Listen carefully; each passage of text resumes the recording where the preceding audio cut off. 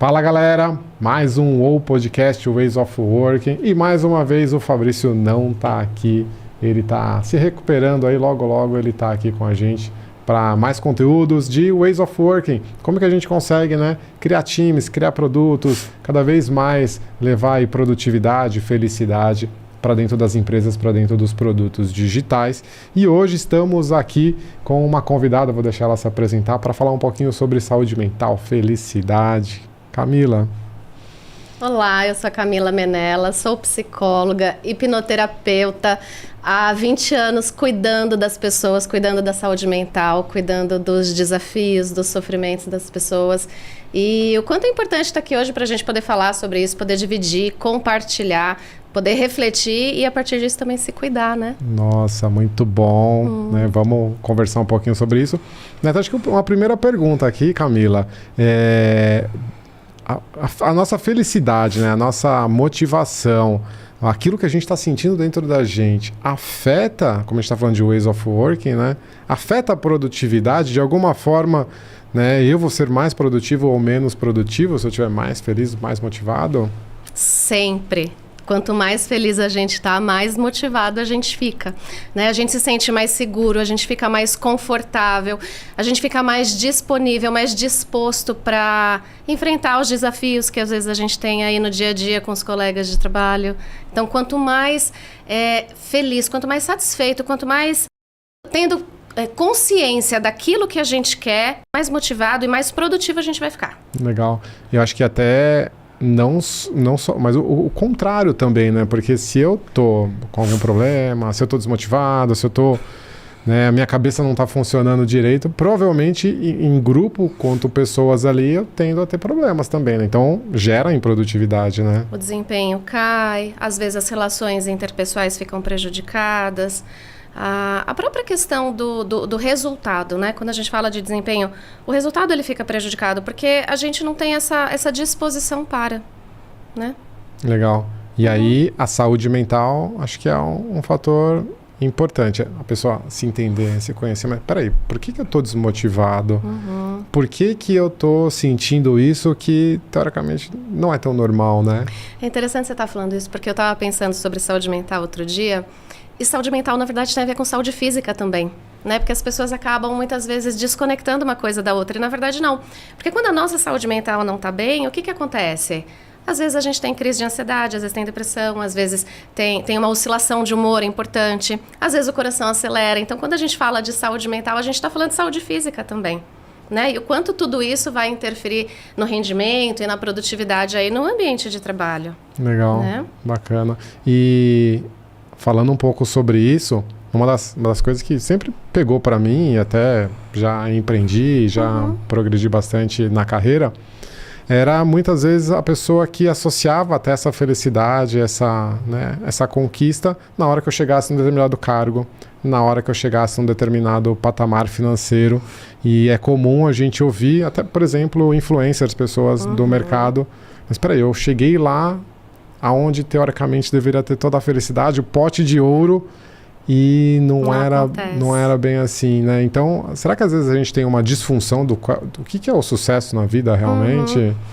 Eu acho que sim, eu acho que essa questão do sucesso, né, é muito particular, de certo modo, o que cada um entende como sucesso, mas também tem a ver com o propósito de cada um, com quais são os valores que as pessoas têm, né? Porque quando a gente fala, nossa, eu quis tanto ser psicóloga, e aí de repente a pessoa se torna psicóloga, e aí tem o consultório, tem isso, tem aquilo, e de repente não se sente feliz. Por quê? Porque não é só o alcançar, é o processo todo que está envolvido, né? Então, o quanto as pessoas, às vezes, têm uma imagem de que alcançando determinado patamar profissional, elas vão ficar extremamente realizadas, e, na verdade, não. Muitas vezes tem uma lacuna, né? Porque o que envolve alcançar todo este processo, né? E o que muitas vezes eu deixo de fazer, que é aí onde entra a questão da saúde mental, da motivação, o que às vezes eu não coloco como prioridade em nome de alcançar algo, que não necessariamente vai trazer aquela satisfação e aquela completude que eu estou buscando. E é comum, às vezes, você que atende bastante pessoas do mercado de trabalho, Sim. né? É um foco seu dentro do atendimento. É normal encontrar pessoas que, né, ainda continuam buscando, porque muitas vezes você acaba negligenciando, talvez a sua família, talvez coisas ali que o tempo não volta atrás. É normal encontrar pessoas que então buscaram e demandaram bastante tempo buscando essa questão de cargo financeira e tem uma frustração hoje em dia.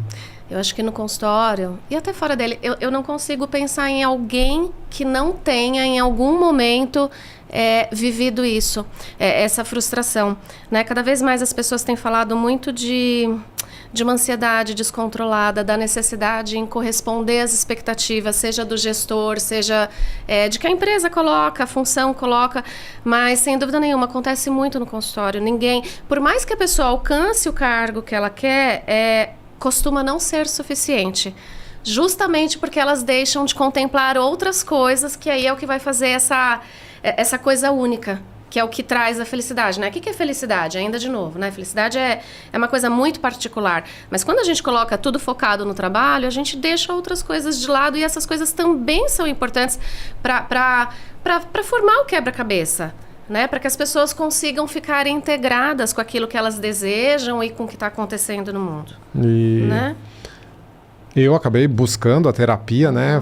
Foi uma forma de conseguir entender, porque quanto mais dinheiro eu ganhava, parece que mais medo de perder o dinheiro eu tinha e mais eu sofria. Então aquilo que na verdade seria a solução... A tranquilidade emocional. E na verdade gerava mais desconforto, né? Então, o dinheiro traz a felicidade ou não traz a felicidade, né? Algumas pessoas eu acho que diriam que traz, né? Eu acho que tem uma questão, antes de responder a pergunta se traz ou não felicidade, o que é que está por trás disso tudo, de quanto mais dinheiro a gente ganha, mais lacunas às vezes existem, né? O quanto o dinheiro ele vai trazendo às vezes algumas responsabilidades, o quanto assumir determinadas responsabilidades pode gerar outras inseguranças, porque quanto mais dinheiro a gente ganha, mais compromisso normalmente a gente assume, né? E o quanto não conseguir manter esse padrão financeiro, o quanto não conseguir dar conta disso tudo, que eu acho que essa é uma grande questão que está atrelada à felicidade e satisfação, o quanto essas inseguranças podem favorecer aí um quadro, muitas vezes até de burnout, um quadro de adoecimento. E respondendo a sua pergunta se dinheiro traz felicidade, uma vez eu ouvi uma pessoa dizendo de que dinheiro compra as experiências. E as experiências, sim, trazem felicidade, porque pode ser experiências individuais, pode ser experiências com quem a gente gosta, mas o dinheiro, ele proporciona que a gente realize coisas que a gente gostaria de realizar, né? Mas a felicidade em si, não, né? É a experiência, é o estar junto, é o estar com, que vai favorecer essa felicidade e essa satisfação, esse encontrar-se. Legal. Né? Essa felicidade tá um pouco envolvido, então, nessa satisfação, nessa experiência, no encontrar-se. Ela é muito mais interna também, então, né? Porque o dinheiro, é claro, as situações, esse externo vai me colocar em situações, mas enquanto eu não arrumar lá dentro, enquanto eu não corrigir lá dentro, né, umas marteladas lá dentro, me parece que a gente não consegue. Não vai. Você sabe que tem uma questão interessante?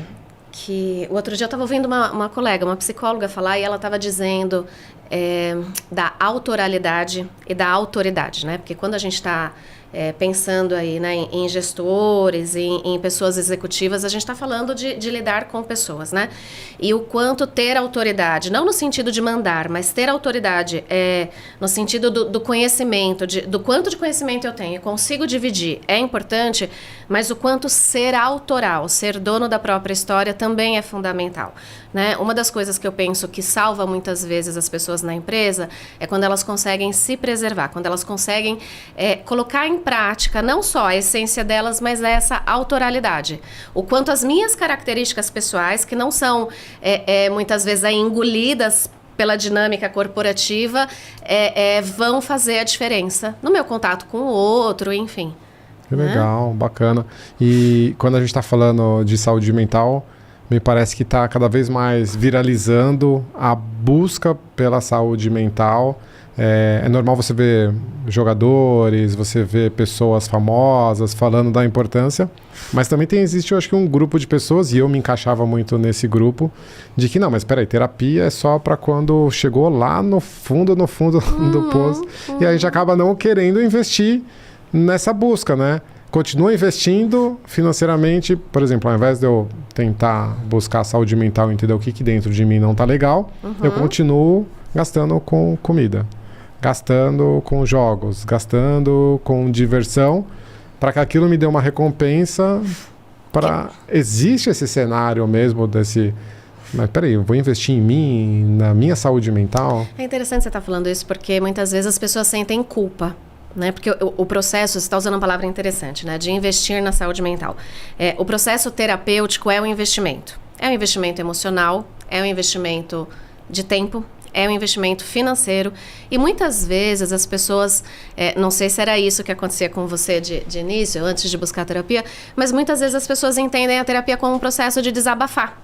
Eu vou lá para desabafar, eu vou falar dos meus problemas, então muitas vezes eu falo com meus amigos, para que eu vou investir tempo, dinheiro, conteúdos emocionais, por que eu vou falar daquilo que me machuca na terapia?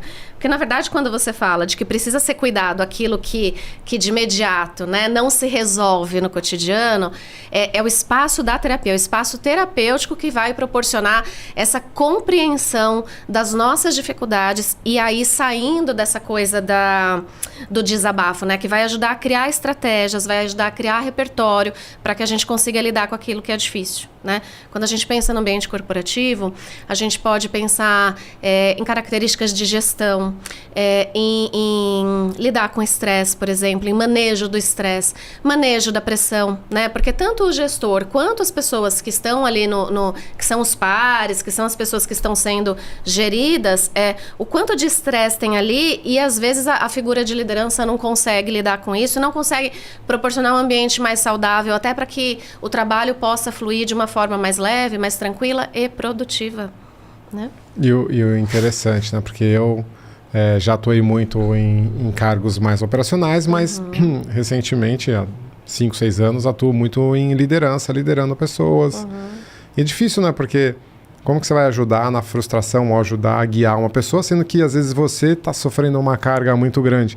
E o mais interessante é que, racionalmente, eu sei que não faz sentido, por exemplo, ter uma pressão para entregar, tem uma meta de vendas para bater, eu preciso, né, entregar um produto.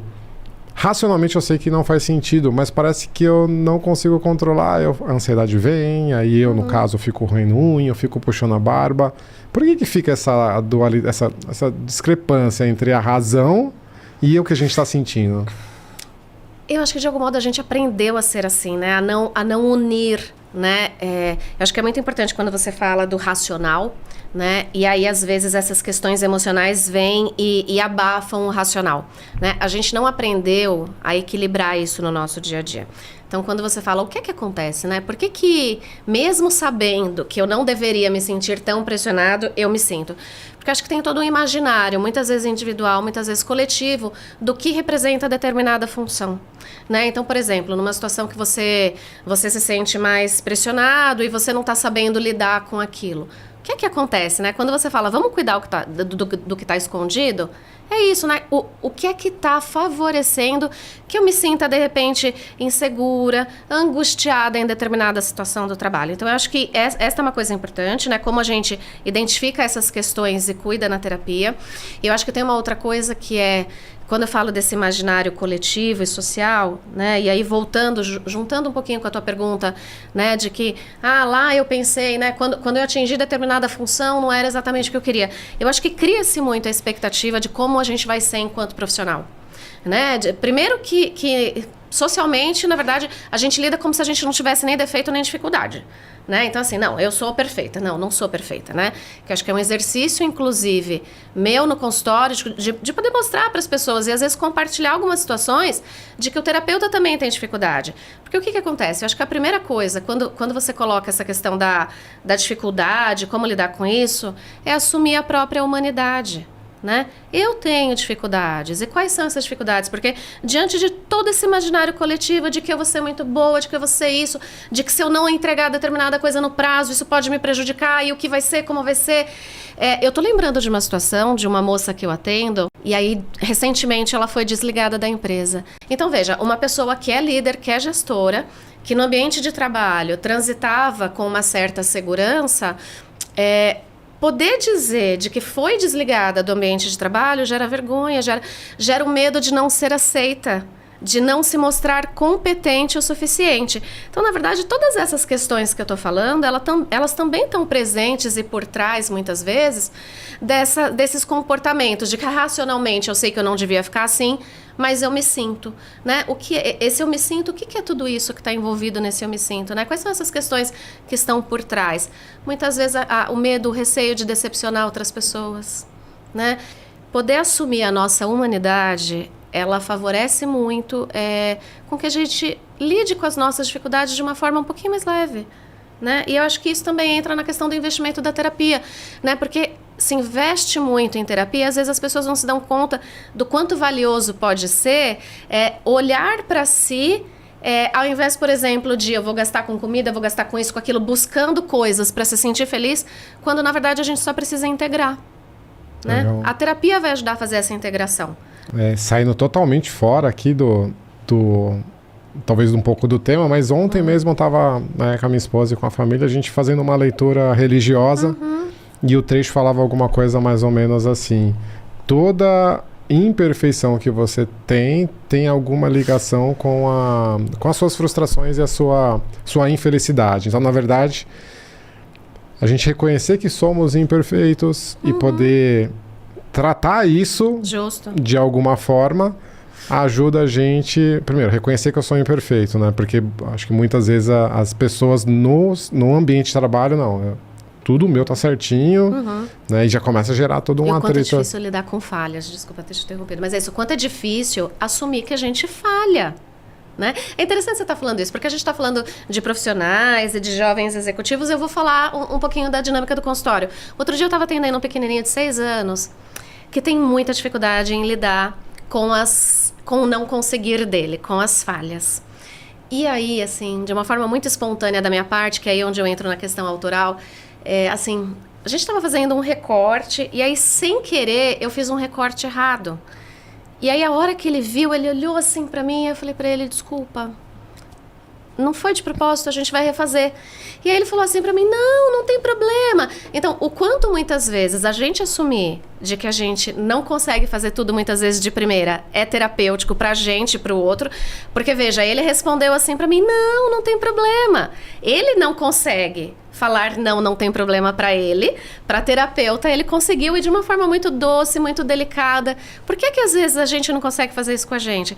Então, quando você fala, né, da leitura e de poder lidar com falhas, acho que é isso, o quanto rigoroso às vezes a gente é com a gente mesma, né?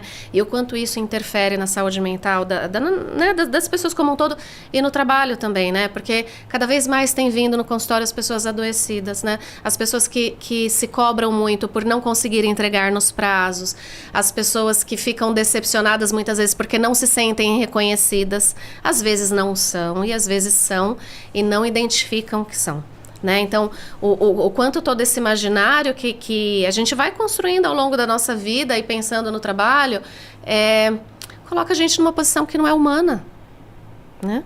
E o mais interessante, porque quando a gente tá numa situação dessa de, por exemplo, vou imaginar que o meu chefe vai criticar o meu trabalho. Naquela hora, mentalmente, a minha mente tá falando: não, você realmente está sendo criticado, você sofre. Refém. Na questão do dinheiro, né? Eu sempre tratei a questão da escassez, né? Por mais que eu tinha dinheiro, eu vivia e sentia emocionalmente como se eu não tivesse, né? Então, a gente cria uma imagem de que realmente tem um problema, e às vezes nem tem, né? Pois é, né, Antônio? Você está falando isso, eu estou pensando. Falando do dinheiro, na verdade, a gente trabalha para quê? Para ter dinheiro. A gente trabalha para realização pessoal? Sim, muitas vezes também, que eu acho que muita gente às vezes se perde aí, que é onde até adoece, né? Mas na verdade o trabalho eu vendo a minha hora para, né? E o quanto essa questão da escassez do dinheiro, eu trabalho e eu recebo dinheiro e me dá a sensação de que vai faltar. A gente vai aprendendo ao longo da vida de que não pode faltar dinheiro, né? A gente vai aprendendo ao longo da vida o quê? Que quem trabalha... Nossa, porque o Antônio trabalha muito. Ele vai ser um ótimo marido. Você pode ter todas as dificuldades, mas o quanto a pessoa é trabalhadora, muitas vezes classifica ela numa outra posição, né? A própria questão do status social, né? Você pode não ter um monte de coisas, mas trabalha muito. Então, ele é um homem muito trabalhador. Eu já vi muitas vezes as pessoas chegavam pra mim, e aí, tá tudo bem? Não, tá tudo bem, mas tô cansado, porque parece que era legal eu falar que eu tava trabalhando muito. Pois não, isso é enlouquecedor, né? O quanto a sociedade, as pessoas valorizam a longa jornada de trabalho, né? O quanto isso é delicado, porque quando as pessoas não conseguem dividir, estipular limites, né? E aí a gente entra de novo aí em tudo isso que a gente está falando, o quanto isso favorece o adoecimento das pessoas. Então veja, nossa, porque hoje eu trabalhei 14 horas por dia. Nossa, mas que excelente profissional. Tá, você pode ser um excelente profissional, mas o quanto isso é penoso em outros aspectos da vida. Fisicamente, emocionalmente, em termos de relacionamento social, porque querendo ou não, você fica privado. Porque se a gente tem 24 horas num dia, você trabalha 12, 14, vai sobrar tempo para quê? Né? Até para aprimoramento profissional, muitas vezes as pessoas não têm tempo, porque elas mergulham tanto no trabalho que não tem tempo de se aprimorar, não tem tempo de estudar. E aí eu tô lembrando de um outro caso, Antônio, e esse caso, assim, ela chegou a trabalhar quase 2 dias inteiros. Aí eu pergunto, qual é a produtividade dessa pessoa? Como fica o raciocínio dessa pessoa? Que não conseguiu se alimentar, que não conseguiu descansar, não conseguiu dormir, que não conseguiu resolver questões familiares ou particulares ali, porque tá muito focada no trabalho. Entendeu? Então, as pessoas valorizam muito isso mesmo. Que é um super-herói, né? Exato. A gente, né? As pessoas colocam isso como um super-herói.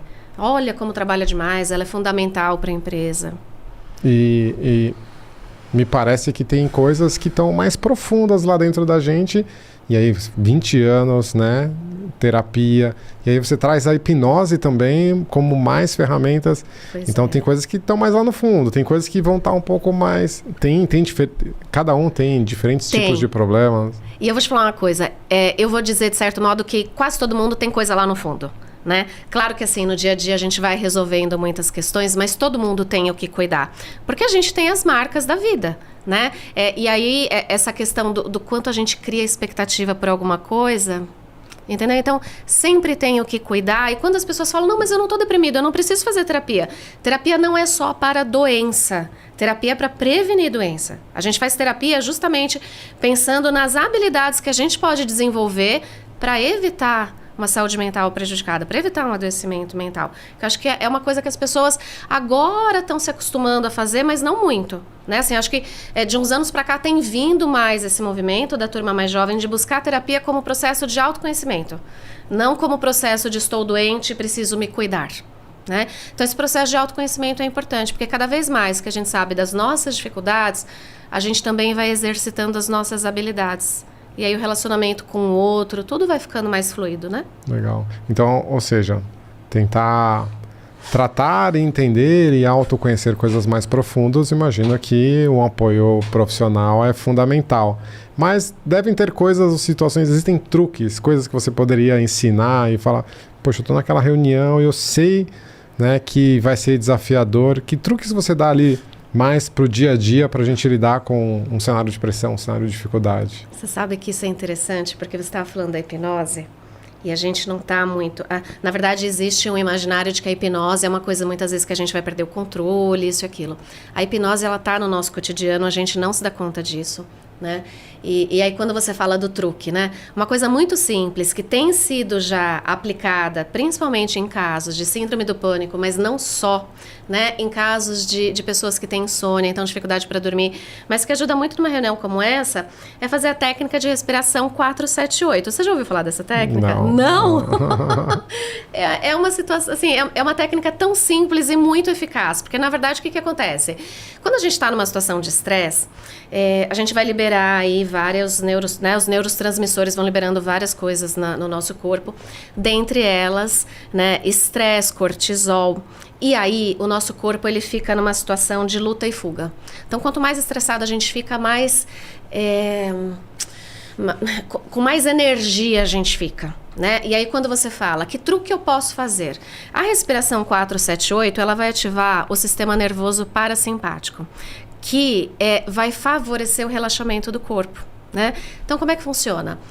A gente puxa o ar contando até 4, segura e conta até 7 e vai soltando devagarinho contando até 8. Essa técnica é muito simples e ela vai ajudando a mandar uma mensagem para o nosso corpo de que a gente não está em perigo. Porque o estresse, de certo modo, e o grande estresse, né, essa reação de luta e fuga é assim, eu estou numa situação ameaçadora. Conforme a gente faz essa técnica de respiração, o corpo entende de que a gente pode relaxar. Né? Agora, tem outras situações, né? Então você diz assim, eu estou numa situação no trabalho que eu estou me sentindo talvez um pouco preocupado, eu não sei se meu desempenho vai ser suficiente. Muitas vezes a pessoa pode se preparar antes. Então, se eu vou para uma reunião, quais são os aspectos importantes da reunião? Qual é a minha linha de raciocínio que eu não posso perder? Né? Então, eu acho que a técnica de respiração 4-7-8 ajuda. Acho que poder se organizar muitas vezes, né? Algumas pessoas se organizam, né? Anotando no papel, outras no computador, mas é poder voltar-se para si, né? Eu acho que é entender o que é que me causa esse estresse, que acho que é importante, e a partir disto, a resolução vai ficar mais fácil, né? Mas eu gosto da técnica de respiração, ajuda muito. E viu? Provavelmente, até ouvindo você falar outros pontos que você acabou falando antes, será que essa pressão que eu tô sentindo nessa reunião, ela não é uma pressão que eu mesmo tô gerando em mim por busca? Muitas vezes, desculpa, né? Assim, muitas vezes, porque veja, quando eu falo da gente assumir a nossa humanidade, é isso, são pessoas, né? Então, o quanto a gente muitas vezes se cobra e se coloca numa posição, muitas vezes perigosa, de incapacidade. Né? Quantas vezes, de fato, a gente sente que não está entregando algo e que, na verdade, é uma questão nossa. O gestor está tudo bem, o desenvolvimento do trabalho está tudo bem. Né? O quanto, muitas vezes, a pessoa se coloca numa posição de que não ser suficiente, ela precisa cada vez... Não ser suficiente, cada vez precisa fazer mais. Aí fica um looping louco, né? Porque a pessoa não consegue estar. Ela fica no automático. Entrega. A pessoa não olha muitas vezes para o que ela está fazendo.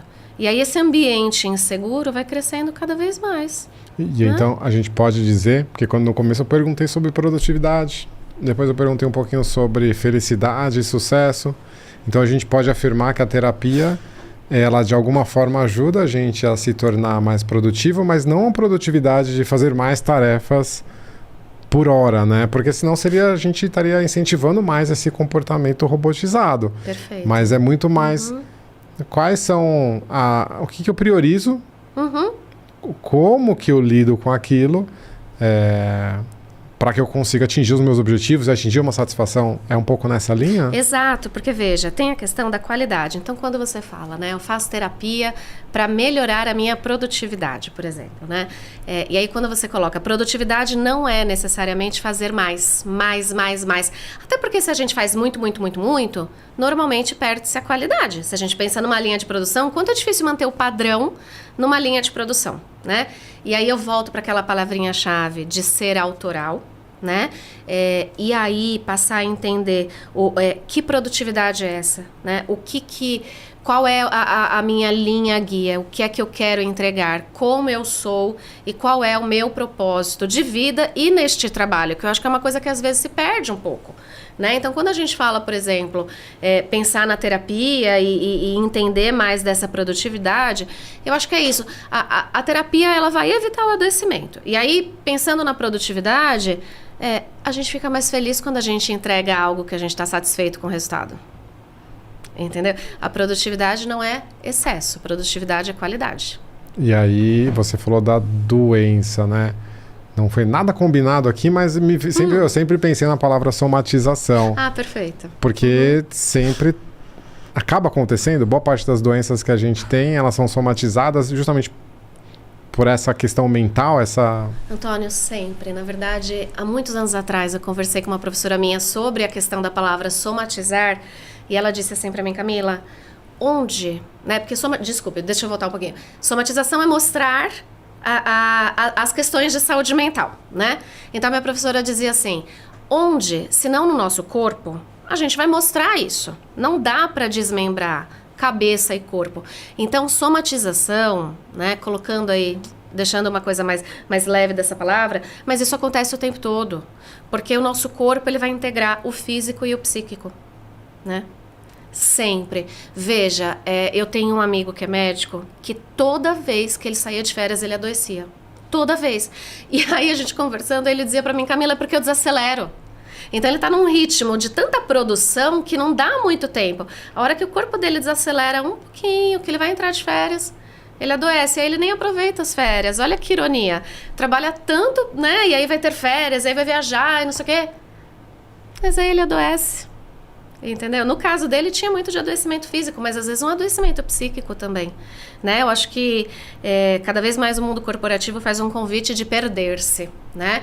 Eu não estou fazendo uma apologia, não vamos mais trabalhar, eu acho que é importante trabalhar, mas que trabalho, né? Como eu faço este trabalho, né? Eu acho que uma grande questão aí é o como. Como eu faço isso, né? Qual é a minha proposta e como eu encaminho para que isso se resolva. Então, a somatização, ela acontece todo momento na nossa vida. É uma engrenagem que funciona. Cabeça e corpo estão sempre ali.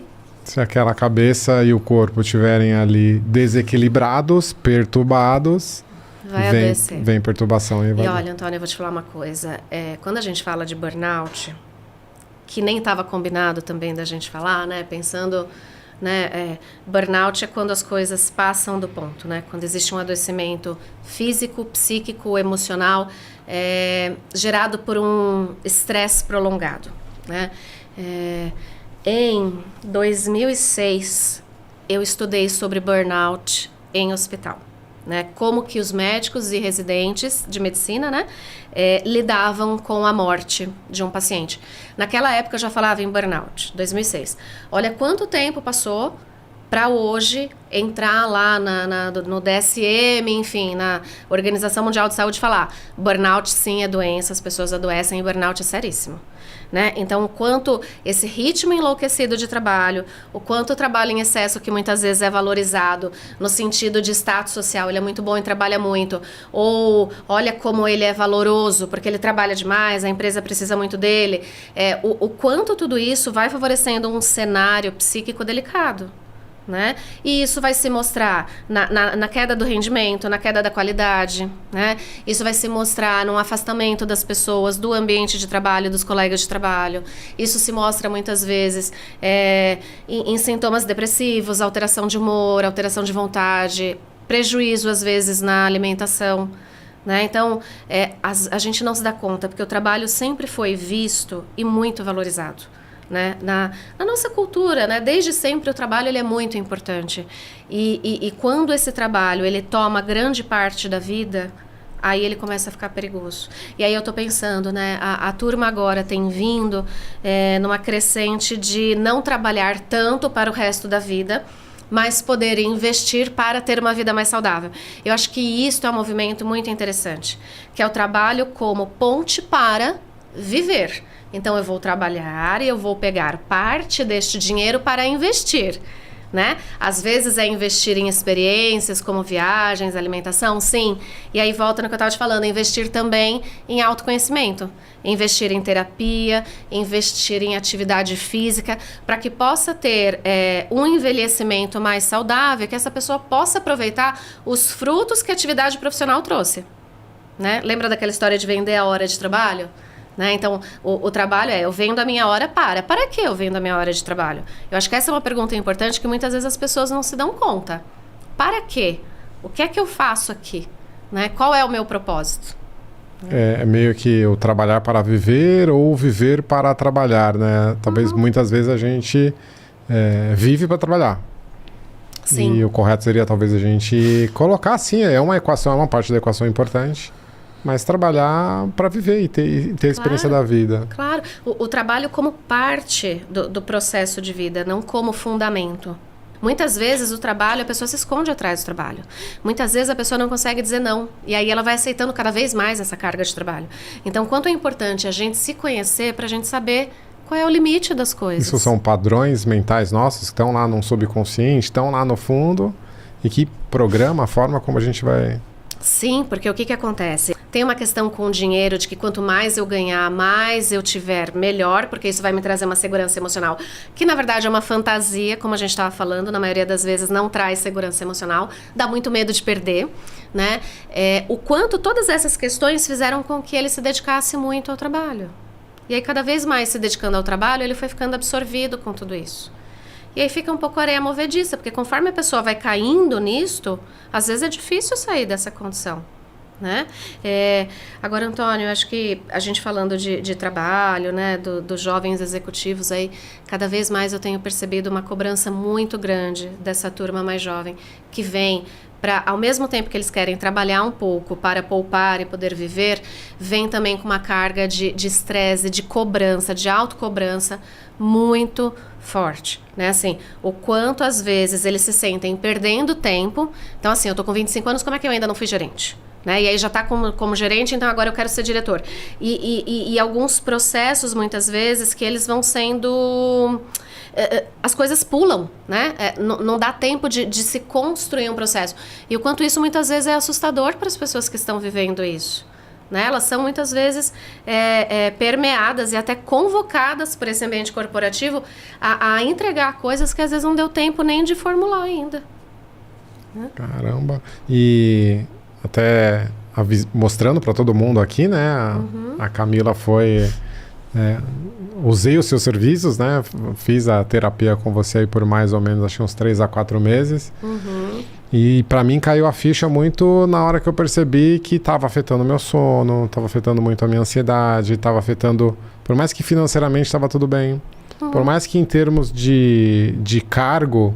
Tava tudo bem, mas eu percebi que aquilo não estava legal, então tinha uma questão também de escassez financeira. Então eram alguns fatores ali que talvez beiravam um pouco ali, chegando numa pressão interna, num perfeccionismo, porque eu não queria imaginar que as pessoas não iam gostar do trabalho que eu fiz. Tem uma questão financeira. Eu acabei citando 3 casos aqui, todos os casos que você cita aqui são muito...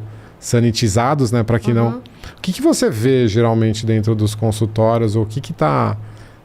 e aí eu acho que até procurei você justamente porque você tinha esse foco bem grande com jovens, executivos, pessoas que estavam... O que você está vendo bastante no consultório? Até trouxe o meu exemplo aqui, né? Sim, que é fantástico, porque uma das palavras aí que eu não citei, que você trouxe, é a questão do perfeccionismo. Né? E aí eu vou trazer essa questão do perfeccionismo, que é uma coisa que cada vez mais as pessoas têm se exigido, né? Então, muitas vezes, quanto mais jovens esses gestores são, mais eles se cobram e são cobrados a terem um bom desempenho, né? Eu acho que aliado aí ao perfeccionismo, essa questão da falha, né? Porque o perfeccionismo ele está muito juntinho com a falha, né? Então, eu vou apresentar um ótimo trabalho porque eu não posso falhar. E aí eu volto lá naquela questão da humanidade que a gente estava falando no início, né? Então, cada vez mais tem aparecido no consultório essas questões de não ser bom o suficiente para aceitar determinada... né? Para exercer determinada função. Medo da crítica. Medo da crítica, grande demais. Muitas vezes, né? Como é que por exemplo, para esses jovens, para essas pessoas que são gestoras e são mais jovens, gerenciar pessoas que são mais velhas?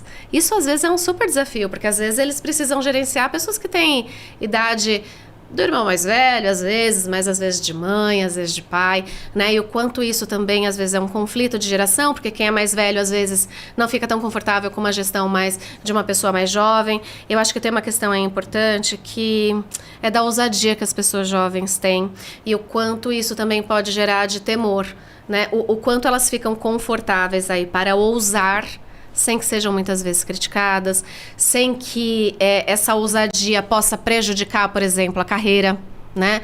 Sem que essa ousadia possa causar um dano em todo o processo ali da condução do que eles têm feito, né? Então, acho que essa questão do perfeccionismo que você citou, eu acho que é uma palavra-chave assim, muito, muito, muito importante, que tem aparecido bastante no consultório. O perfeccionismo só para...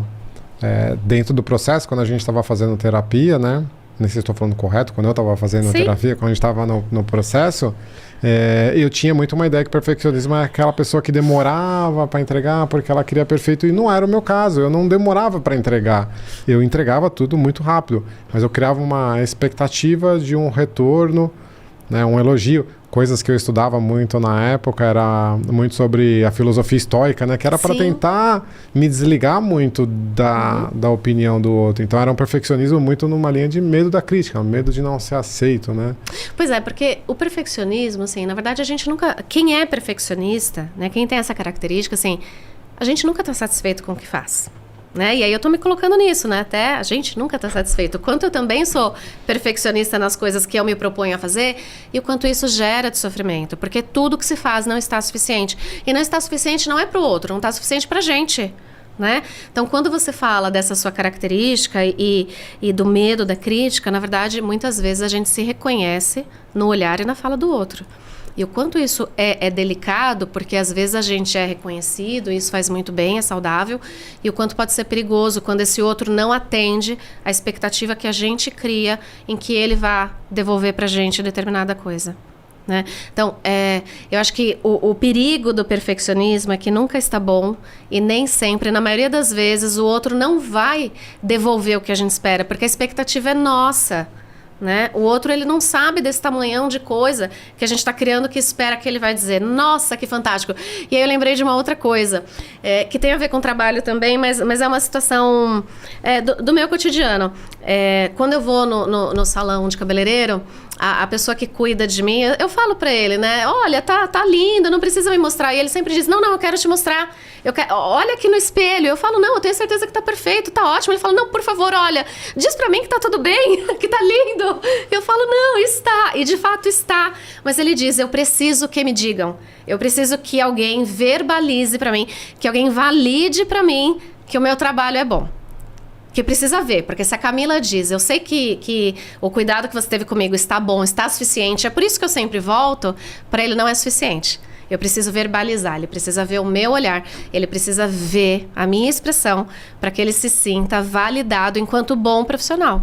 Só que se ele te pega num dia virado, um dia que você tem um problema, automaticamente ele não atinge o objetivo dele. Pois é, porque a minha reação vai ser, não, tá ótimo, um beijo, obrigada, tô indo, tchau. Não, olha aqui, não sei o quê. Entendeu? Né? É uma coisa assim, o que o outro responde coloca a gente numa situação de bom profissional. E, na verdade, nem sempre é assim. Quantas vezes no ambiente corporativo a gente já conviveu com pessoas que não são, muitas vezes, bons profissionais, mas que estão numa determinada função porque um ou outro enxerga isto. Mas no dia a dia elas não são. Entendeu? Né? Mas é interessante porque, veja, a gente sempre precisa do outro, né? Para validar o que a gente sente. E às vezes o outro adoece, porque é aquilo que você estava falando do estresse. Né? O problema é quando isso, né, sai talvez de um limite mais aceitável, né? O problema é quando isso passa um pouquinho. Porque, veja, não é o caso, mas eu poderia fingir. Nossa, como ficou lindo, ficou sensacional. Tudo bem, eu não voltaria mais. Mas aí naquele momento eu validei a necessidade dele. Que é o que ele queria, se sentir reconhecido enquanto bom profissional. Eu confesso que ultimamente eu tento cada vez mais usar a base de comparação eu comigo mesmo. Né? Porque eu quero criar coisas melhores, eu quero poder entregar algo melhor para a sociedade, para minha família, para a empresa. Né? Como que eu me torno 1% melhor? Eu tentei começar, né, comparar comigo mesmo e não com a opinião do outro. Eu acho que esse movimento que você faz é um movimento muito honesto. Porque ao invés de colocar o outro como referência, você se coloca como referência, né? E você se coloca como referência como alguém que tem facilidades e dificuldades, ônus e bônus. E aí, a partir disso, você vai dizendo, eu quero ser 1% melhor. É muito mais honesto com você, né? Porque você tem você como base e os seus desafios e as suas dificuldades para enfrentar. Porque às vezes é muito fácil para o outro, mas não é para você e vice-versa. Né? Legal. E conversando com algumas pessoas, até perguntando sobre essa questão de temas, né? Olha, eu vou falar com uma psicóloga, hipnóloga, né? Que perguntas que você me daria aí? Acontece muito de pessoas, às vezes, até chegarem a idealizar a demissão, né? Aquela ideia da demissão, mas espera aí, se eu não fizer isso, eu vou ser mandado embora e tudo vai para água abaixo. Né? Existe muito e aí talvez até ultimamente, por uma questão recorrente de cortes, né? A pessoa vive como se ela fosse mandada embora, né? É uma ameaça constante, né? Isso que você está falando é importante porque muitas vezes no cenário, né, corporativo não há nada que sugira que a pessoa vai ser mandada embora, mas muitas vezes ela vai criando aí uma percepção do ambiente como se ela fosse de fato ser desligada. E o quanto esse ambiente ameaçador vai prejudicando ela em tudo, né? Porque assim, é como se ela vivesse sob pressão e sob ameaça o tempo todo. Muitas vezes, pessoas que criam isso, como você está falando, trabalham muito, né? Eu conheço um caso ela não tirava férias. Ela tirava férias, mas ela ia para a empresa trabalhar. E isso é um outro enrosco aí corporativo também, mas assim, ela não se permitia descansar. Que é uma outra coisa que as pessoas não levam em conta, mas o quanto é importante a gente descansar e tirar férias para poder produzir bem, para poder produzir com qualidade, para poder ter um bom desempenho. Né? Quando a gente fala de terapia e de psicólogo, às vezes as pessoas falam assim, nossa, porque eu atendo 15 pessoas num dia, como isso é maravilhoso. Não é, a cabeça fica cansada. É bom que um psicólogo que vai cuidar bem de você é um psicólogo que vai atender poucas pessoas no dia. Por quê? Porque ele vai conseguir se dedicar, porque ele vai conseguir ter uma atenção concentrada maior.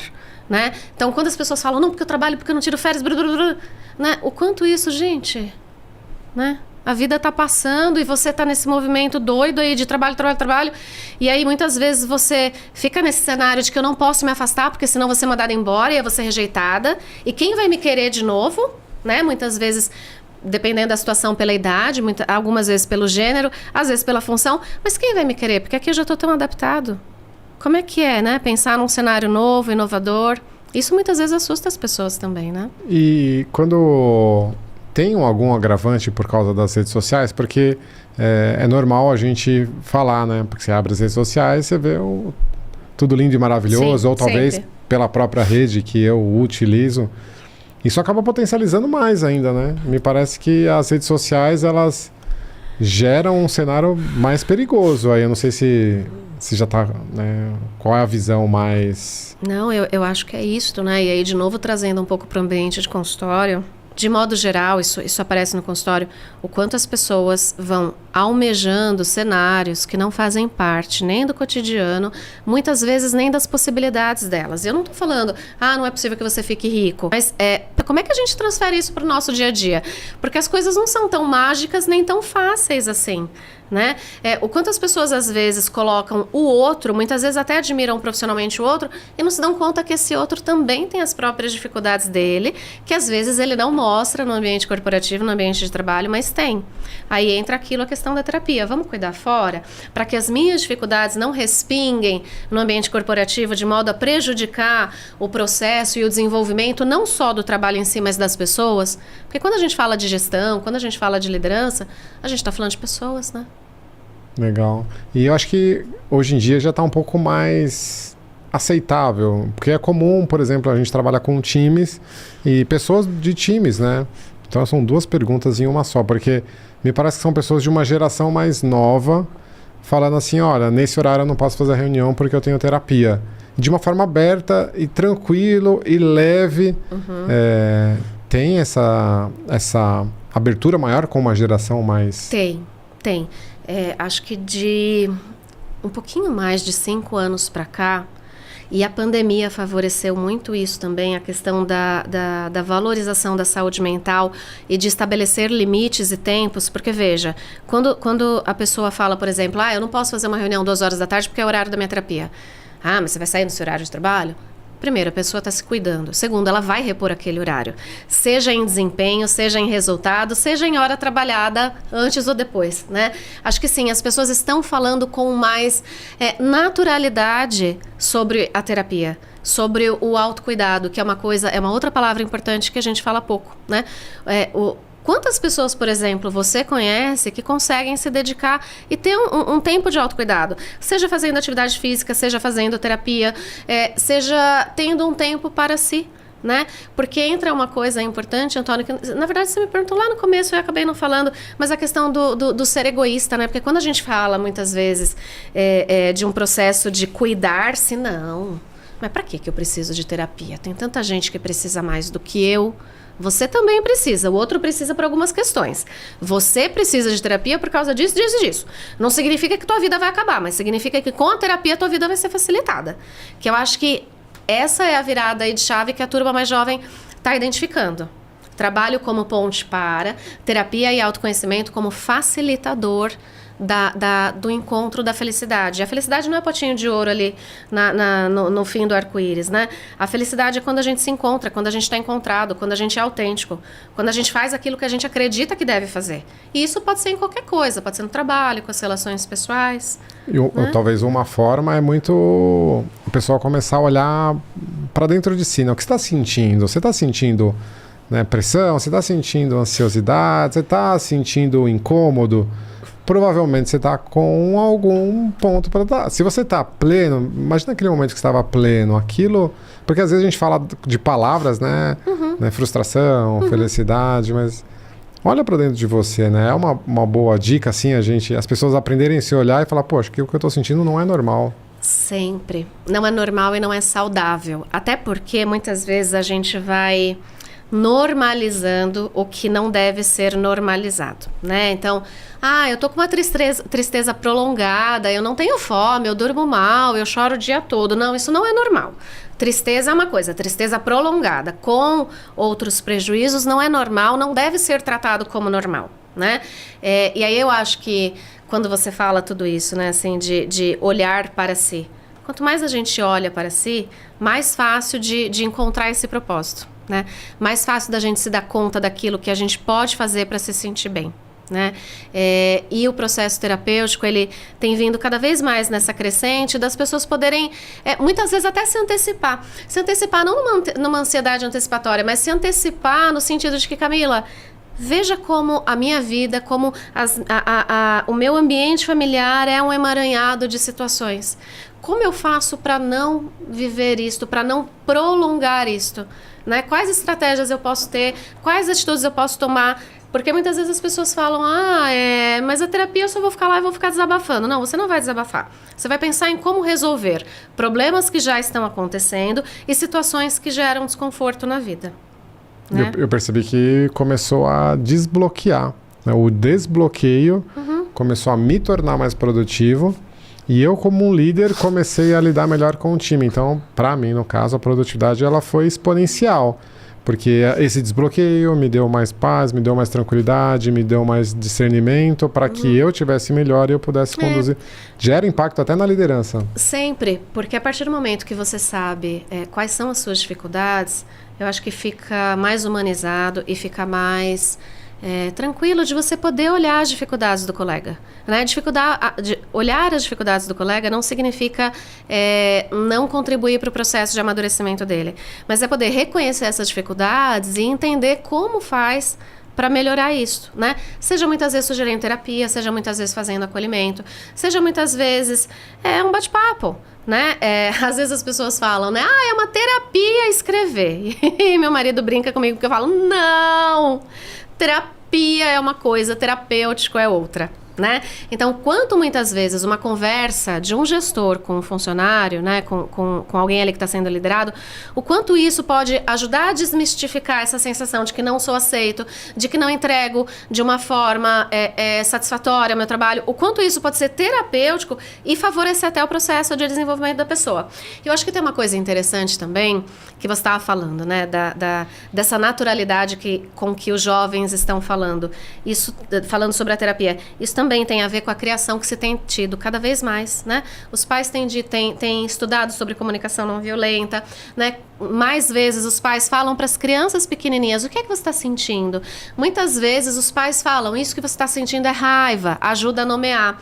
Então, sim, os jovens, eles estão mais cuidados nesses aspectos, eles têm mais encontro com essas emoções de modo a reconhecer isso, a entender muitas vezes que as coisas não caminham bem. E eu vou te falar uma coisa, Antônia, desses 5 anos para cá, assim, a faixa etária que eu atendo, ela começa assim, atendo mais jovens, mais velhos, mas a partir dos 25 anos essas pessoas buscam espontaneamente atendimento psicológico.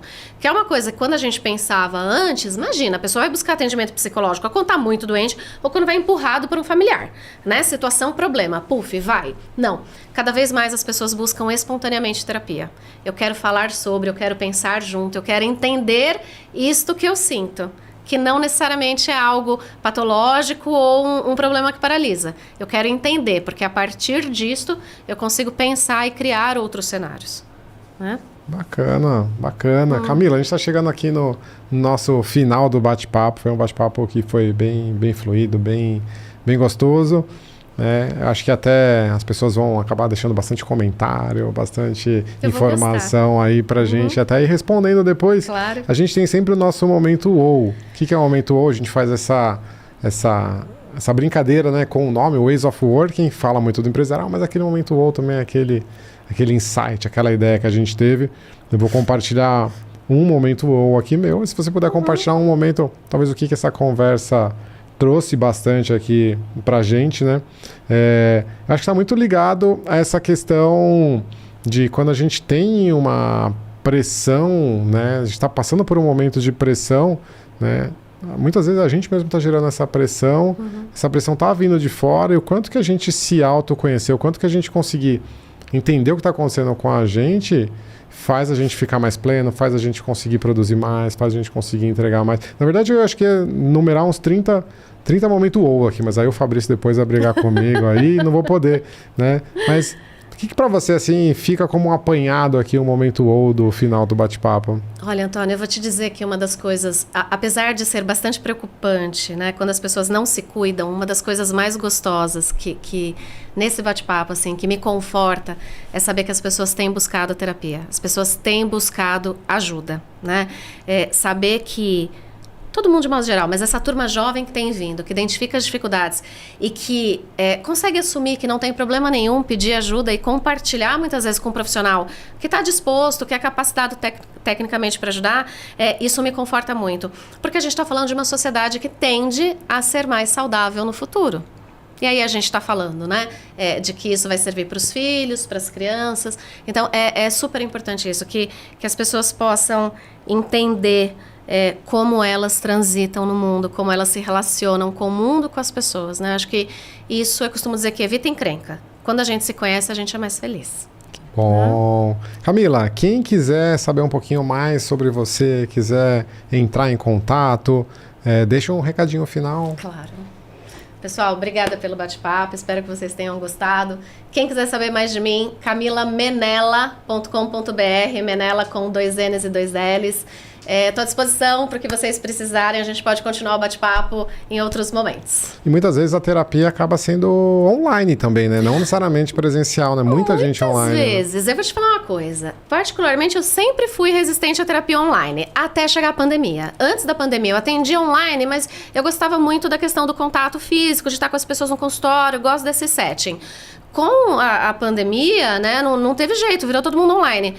Hoje, eu tenho um público importante no consultório, mas a maioria dos meus atendimentos é online. Então, o atendimento online funciona muito bem, tanto para terapia quanto para hipnose, né? Porque às vezes as pessoas falam, hipnose dá para fazer online? Dá, porque hipnose é uma técnica. Então, a gente faz o processo terapêutico e alia algumas técnicas para a pessoa conseguir se desenvolver melhor. Bom, acho que a gente vai ter que ter um outro podcast só para falar de hipnose, porque a gente acabou nem falando muito. Mas procurem lá, né? Camila Menela. A gente vai deixar depois escrito aqui o site, o LinkedIn, o Instagram da Camila, e aí você pode procurar ela, né, tirar suas dúvidas, falar um pouquinho mais sobre essa saúde mental, sobre a importância, né, de como a gente se sentir bem, a gente se conhecer, pode ser mais produtivo e melhor para a nossa vida. Camila, muito obrigado. Né? E vou deixar um recadinho final para vocês, né? Escrevam aqui os seus comentários, dúvidas, perguntas, deixa o seu like, compartilha. Escreve aí, volta logo, Fabrício, Sara logo, Fabrício, né, que logo ele vai estar de novo aqui com a gente. Muito obrigado, pessoal, e até a próxima.